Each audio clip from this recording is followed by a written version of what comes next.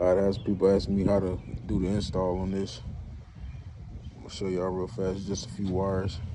That's what the swap look like. Doing it myself, I ain't perfect or nothing. Yeah.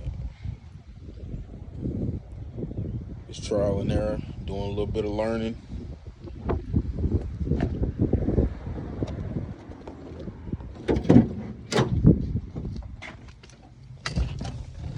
Alright, so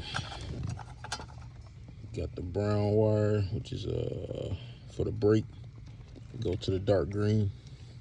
The positive hot gonna go to the red, so that's red on red.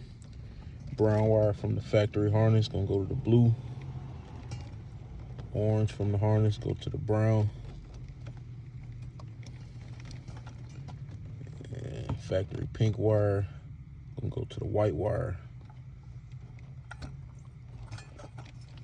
The purple wire gonna go to the yellow. Of course, got a ground over here. Other than that, that's all you need.